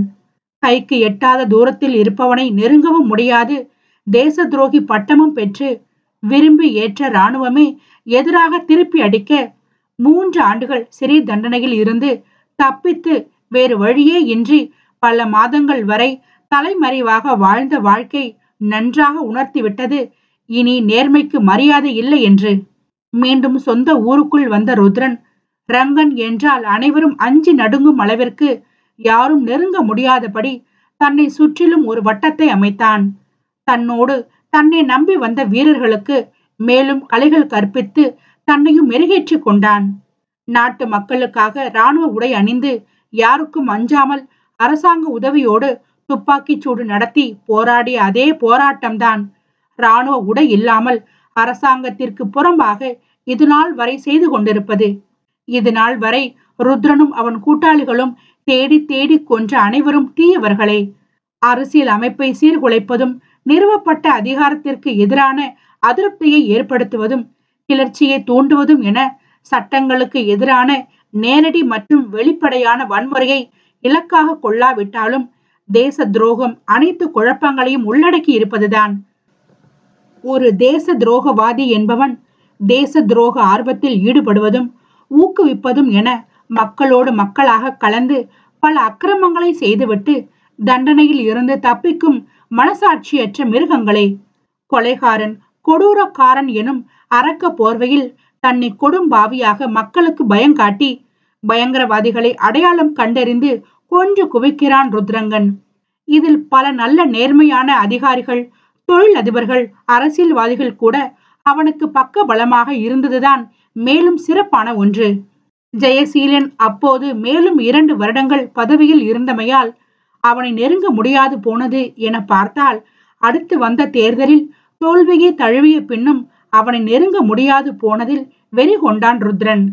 கடந்த 5 வருடமாக மீண்டும் எப்போதடா வசமாக சிக்குவான், அவனை கூண்டோடு தூக்கலாம் என்ற அதீத வெறியில் தானே மனித வெடிகுண்டாக மாறிட முடிவு செய்துவிட்டான். மக்களை காக்கவும், முக்கியமாக தனது வீரர்களை அநியாயமாக கொன்றதற்காகவும் பொதுக்கூட்டம் எப்போது வரும் என கண்கொத்தி பாம்பாய் காத்திருந்த ருத்ரன் செய்த முதல் தவறு தேன் குழலியை காதல் செய்தது.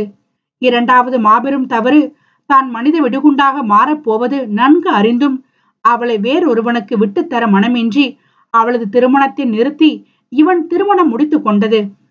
ஆனால் இங்குதான் பெரிய மர்மமே உள்ளது. குழலி திருமணம் செய்து கொள்ள நினைத்த கிருஷ்ணா ஐயர் திரையில் அம்மாஞ்சி போல் வேடமிட்டிருந்த தீவிரவாத கூட்டத்தின் தலைவனின் ஒருவன். அவன் குடும்பம் அறியாது இவன் இப்படி ஒரு காரியத்தில் செயல்படுபவன் என்று. குழலியின் திருமணம் முன்பு வரை கிருஷ்ணா தான் அவளுக்கு பார்த்த மாப்பிள்ளை என்று அறிந்திடாத ருத்ரன் குழலிக்கான காதலை மட்டும் தன்னோடு சுமந்து கொண்டு சென்றிடலாம் என நினைத்திருந்தவனுக்கு அதிர்ச்சியாகத்தான் இருந்தது அவள் கிருஷ்ணாவை மணந்து கொள்ளப் போவதை அறிந்து. கிருஷ்ணாவின் தலைமையில் 3 மாநிலத்தில் உள்ள மக்கள் திரளும் மாநாட்டில் குண்டு வெடிப்பு நடக்கவிருப்பதை அறிந்து கிருஷ்ணாவை சுட்டு பிடித்து தன் இடத்திற்கு கொண்டு வர நினைத்துதான் குழலியின் திருமணம் நடக்கும் இடத்திற்கு வந்தது. ஆனால் வந்த இடத்தில் திருமண கோலத்தில் அழகு பதுமையாய் தன் உணர்வு செத்த இதயத்தை கொள்ளை கொண்டவளை பார்த்ததும் பிற்காலத்தை பற்றிய சிந்தனை மறந்தவனாய் அவளை மனைவியாக மனதில் எண்ணி அவள் நினைவாக பாக்கெட்டில் வாங்கி வைத்திருந்த மாங்கல்யத்தை கழுத்தில் கட்டி தன்னோடு தூக்கி வந்து விட்டான் ருத்ரங்கன். அவளை தூக்கி வந்தும் நிம்மதி உணர்ந்தானா? அவளோடு வாழவும் முடியாமல் அவளை யாருக்காகவும் விட்டு கொடுக்கவும் முடியாமல் அவசரப்பட்டு விட்டோமோ என்ற குற்ற குறுகுறுப்பில் இன்னும் நெஞ்சு சுமை மட்டும்தான் அதிகரித்து போனது அவனுக்கு. சொல்லுடா, எந்தெந்த நாட்டுல பாம் வைக்க பிளான் பண்ணி உன் ஆட்களை பிரிச்சு விட்டுருக்க? எத்தனை பேர் உன்னோட கூட்டு சொல்லு என்று ருத்ரன் அடிக்கும் ஒவ்வொரு அடியையும் பற்கள் உடைந்து கொட்டிய நிலையிலும் ரத்தம் ஒழுக சிரித்து கொண்டிருந்த கிருஷ்ணாவை பார்க்க பார்க்க அத்தனை கோபம் தலைக்கு ஏறியது. நீ என்ன கொன்னாலும் பரவாயில்ல, நான் எதையும் சொல்ல மாட்டேன். ஆனா எங்க பிளான் மட்டும் சரியான டைமுக்கு எக்ஸிக்யூட் ஆகும். நக்கலாக உரைத்தவன் முகரை மொத்தமும் இரத்த களரிதான். ஸ்லீப்பர் செல், செயல்பாட்டாளர்கள், உளவாளிகள் அல்லது பயங்கரவாதிகளின் குழு என பல பெயர்கள் உண்டு. இவர்கள் குறிவைக்கப்பட்ட சமூகத்தின் மத்தியில் மக்களோடு மக்களாக சந்தேகம் வராதது போல ரகசியமாக வாழ்ந்து அறிவுறுத்தல் படி செயல்படுவர். இதனால் அவர்கள் உயிர் போனாலும் கவலை ஒன்றுமில்லை. குடும்பம், பிள்ளை குட்டி யாரை பற்றியும் கவலை இல்லை. வெங்கட் போலீஸ்காரன் தங்கையை கட்டி கொண்டால் தனக்கு எந்த பாதிப்பும் அவன் நேர விடமாட்டான். தங்கையின் வாழ்க்கைக்காக அவன் தன் கைதான் ஏந்த வேண்டும். அதனால்தான் எவ்வித செயல் செய்தாலும் வெங்கட் காப்பாற்றி விடுவான் என்ற பல மனக்கோட்டை கட்டி தன் மீது வெங்கட்டிற்கு துளி சந்தேகமும் வராது மிகவும் நல்லவனாக, அப்பாவியாக, நேர்மையாக தன்னை காட்டிக் கொண்டான் கிருஷ்ணா. அவ்வப்போது குழலியிடம் பேசும் போதும் வெங்கட் என்ன செய்கிறான், எங்கு போகிறான் என்று கேட்டு தெரிந்து கொள்வான். எங்கே தன் மீது அவனுக்கு சந்தேகம் ஏதாவது தோன்றுகிறதா என்பதை அறிந்து கொள்ள. தன் எண்ணப்படியே அனைத்தும் நடந்து கொண்டிருக்கையில் எப்படியோ தன்னை மோப்பம் பிடித்துவிட்ட ருத்ரன் மீது கொலை வெறி உண்டானது. ஆனாலும் அவன் நினைத்த காரியம் வெளியே இருக்கும் பயங்கரவாத குழு செய்து முடித்து விடுவார்கள் என்ற நம்பிக்கையில் சாகவும் துணிந்து விட்டான் அரக்கன். ஆனால் ருத்ரன் அவன் எண்ணங்களுக்கு அப்பாற்பட்டவன் என்று உணராது போனான். ஒவ்வொரு நாளும் நரகத்தை காட்டி துடி துடிக்க விட்டு எப்படியோ உண்மையை வாங்கியவன் அந்நொடியே அவனை கொடூரமாக கொன்று புதைத்தான். பின் அந்தந்த நாட்டின் அதிகாரிகளுக்கு மறைமுகமாக துப்பு கொடுத்தான் ருத்ரன். அப்படித்தான் ஆந்திரா மாநாட்டில் குண்டு வெடிக்கப் போகிறது என்று வெங்கட்டிற்கும் துப்பு வந்தது. இனி ருத்ரன் சிறையில் இருந்து எப்படி தப்பித்தான், வெங்கட்டிற்கும் அவனுக்கும் நடந்த பேச்சுவார்த்தைகள் என்ன என்பதை அடுத்த பகுதியில் சுருக்கமாக பார்க்கலாம். அத்தியாயம் 52. வீரர்களுக்காக உயிரை விட துணிந்து அதை மட்டுமே கொள்கையாக எண்ணியவன் மனதில் அத்துமீறி நுழைந்து போன பாவையை என்ன செய்து விரட்டி அடிப்பது? அவள் வேண்டாம், ஒதுங்கிக்கொள். சாக போகிற உன்னால் ஒரு அப்பாவி பெண்ணின் வாழ்க்கை சீர்குலைய வேண்டுமா? மனசாட்சியின் கேள்வியின்படி அவளை விட்டு விலகத்தான் நினைத்தான். ஆனால் தினம் அவன் செவியை எட்டும் கானக்குயிலின் சங்கீதத்தில் தளர்ந்து போகும் அவனது எண்ணங்கள். இராணுவத்தில் பணிபுரியும் வரை பெண்களின் எண்ணங்கள் தோன்றாது. காதல், மனைவி என தனக்கு ஒரு வாழ்க்கை ஏற்படுத்திக் கொள்ள வேண்டும் என்ற நினைப்பினை அடியோடு மறந்திருந்தான். ஆனால் தேச துரோகி பட்டம் அவன் எண்ணங்களை அடியோடு மாற்றிவிட்டது. உயிராக நேசித்த இராணுவமே பொய்த்து போன நிலையில் ஒண்டிக்கட்டை தேகம் கொஞ்சம் பெண் சுகத்தை அனுபவித்து போகட்டுமே, எப்படியும் சாக போகிற உடல்தானே என விரக்தி படர்ந்த மனநிலையோடு பெண் தேகம் நாடினான். ஆனால் குழலியின் வருகை முற்றிலுமாக அவனை புரட்டி போட்டு விட்டதே. மணந்து கொண்டும் மன நிறைவோடு வாழ முடியாத நரக வேதனை. இராணுவ ஆசானுக்கு மென்மை பேசி அவள் மனதை கொள்ளை கொள்ள தெரியவில்லை. அவளை விட முடியாமல் ஆர்வ கோளாறில் தாலியை கட்டி ஆயிற்று. அவளுக்கு தன் மீது விருப்பம் இல்லை என்றாலும் பரவாயில்லை. தன் உயிர் இருக்கும் வரை தன்னோடு வைத்து அவளை பார்த்து சிறு மகிழ்ச்சி கொள்வோம். பிறகு அவளுக்கு ஏற்ற வாழ்க்கையை எப்படியும் அவள் அண்ணன் ஏற்படுத்தி கொடுத்து விடுவான். மகிழ்ச்சியாக வாழட்டும் என்ற எண்ணத்தில்தான் அவளிடம் கணவனின் உரிமையை கூட எடுக்காது இருந்தான்.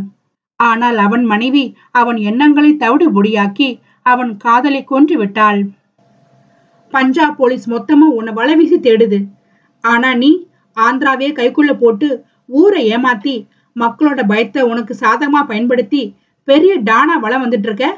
சிறையில் மெல்லிய மஞ்சள் ஒளி வீசும் இருட்டு அறையின் நடுவில் இருக்கையில் அமர வைக்கப்பட்டிருந்த ருத்ரனை நிதானமாக சுற்றி வந்தான் வெங்கட்.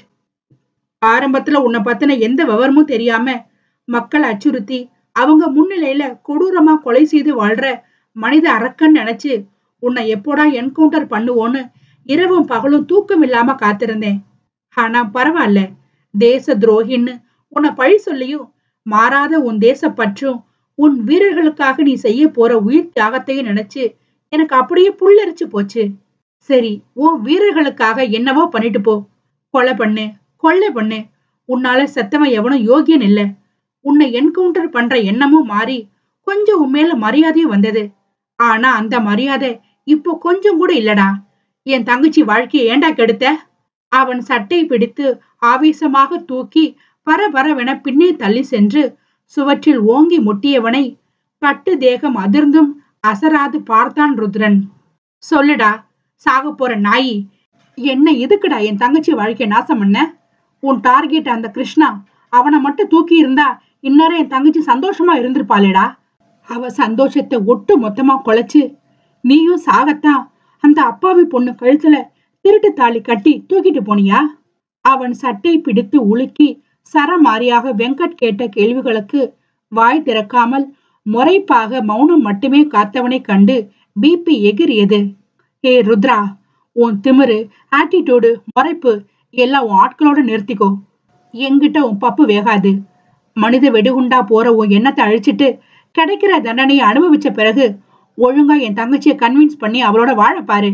கோவை கண்கள் கோபத்தில் உருள பற்களை கடித்தவனுக்கு நியாயம் எப்பக்கமோ அப்பக்கம் துணை நிற்பதுதான் சிறந்தது என உணர்ந்துதான் இதுவரை ருத்ரனை கைது செய்த செய்தியை யாரிடமும் சொல்லாமல் ரகசியமாக வைத்திருந்தது. ஆனால் அதையும் மீறின பெரிய அதிர்ச்சி அவன் மனித வெடிகுண்டாக செல்லவிருப்பது. இதனால் அதிகம் பாதிக்கப்பட போவது அவன் தங்கை தேன் குழலிதான் என தெரிந்தும் ருத்ரனின் எண்ணங்களை ஆதரிக்கும் அளவுக்கு அவனுக்கே தைரியம் இல்லை என்பதுதான் உண்மை. தங்கையின் வாழ்க்கைக்காக அவள் எதிர்காலம் கருதி தகுதி பாராமல் ருத்ரனின் குறுகிய கால சிறை தண்டனை முடிந்ததும் எப்படியும் அவளோடு சமாதானம் செய்து சேர்த்து வைத்து விடலாம் என்ற நினைப்பில் வெங்கட் காத்து கொண்டிருக்க அதை எதையும் அவன் கேட்டான் இல்லை. ருத்ரனின் இலக்கு என்னவோ அவை ஒன்று மட்டும்தான் அவன் எண்ணம் முழுக்க நிறைந்திருந்தது. வெங்கட் நேர்மையான காவலன் தான் என அறிந்தும் அவன் சேகரித்த ஆதாரங்களை எரித்ததன் காரணம் எங்கே பின்னாளில் பயங்கரவாதிகளின் திட்டங்களுக்கு மயங்கி இவனும் கைகோர்த்து விட்டால் என்ன செய்வது என்ற சந்தேகம்தான். பணமும் பதவியும் எப்பேற்பட்ட நல்ல மனிதர்களின் மூளையையும் யோசிக்க விடாமல் செயலிழக்க செய்துவிடும். பல துரோகங்களை சந்தித்து விட்ட பிறகு அத்தனை எளிதில் யாரையும் நம்பி தங்களின் ஆதாரங்களை வெளிப்பரப்புவதில் நம்பிக்கை இல்லை. அதனால்தான் மாத கணக்கில் அவனை சோதித்து பார்த்தது. இப்போது வெங்கட் மீது முழுமையாக நம்பிக்கை வந்துவிட்டதா என கேட்டால் நம்பிக்கை உள்ளது. அவன் தங்கையின் வாழ்க்கை நலனை மனதில் வைத்து நிதானமாக செயல்படுவான் என்று. இதோ அதே போன்றுதான் தங்கைக்காக இறங்கி வந்து அவனை சேர்ந்து வாழ சொல்கிறான் காலம் கடந்து. உன்கிட்டதான் பேசிட்டு இருக்கேன் ருத்ரா, காதல விழுதா? அவன் சட்டையை கசக்கி வேகமாக கைகளை உதறியவனை கசங்கி சட்டையை நீவி விட்டபடியே நக்கல் பார்வை பார்த்தான் ருத்ரன். நாக்கு காது நல்லாவே கேக்குது, நீ கொஞ்சம் உன் வாயை மூடுறியா? கையால் வாய் மூடும்படி செய்கை காட்டி மீண்டும் சென்று இருக்கையில் அமர்ந்தவனை சினமாய் முறைத்தான் வெங்கட். இங்க பார், நாக்கு இந்த ஆர்டர் போடுற வேலையில வச்சுக்காத. நீ நல்ல உறுதியா இருக்கேன் என் முடிவுல. அதை தாண்டி எவளோட நினைப்பும் நாக்கு இல்ல. அப்புறம் சும்மா தங்கச்சி தங்கச்சின்னு எங்கிட்ட எகிற வேலை இங்க வேண்டாம்.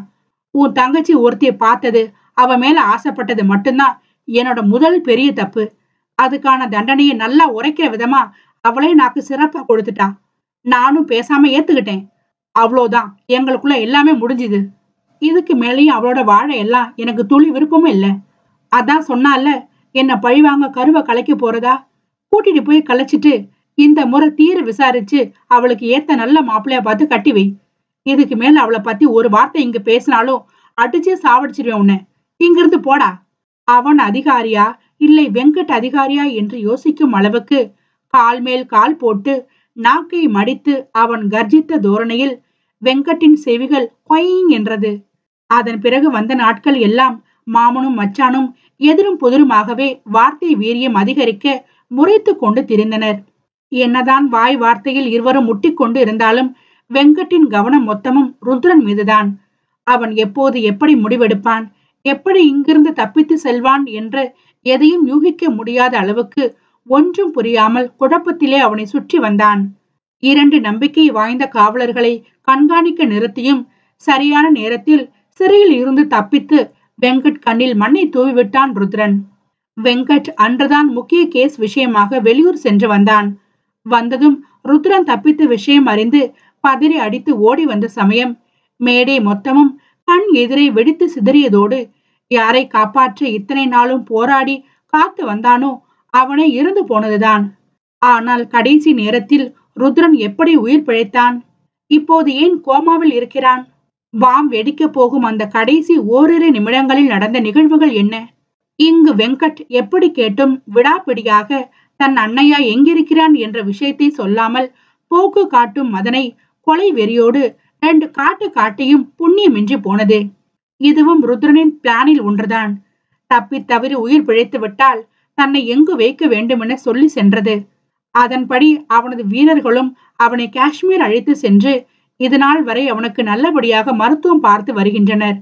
நீண்ட போராட்டத்திற்கு பிறகு மதனை பிடித்து விசாரித்தும் உண்மை மறைத்து சாதிப்பவனை இதற்கு மேலும் வார்த்தை விளையாட்டு விளையாட விரும்பாத வெங்கட் கறக்க வேண்டிய விதத்தில் உண்மையை வாங்கிவிட்டான்.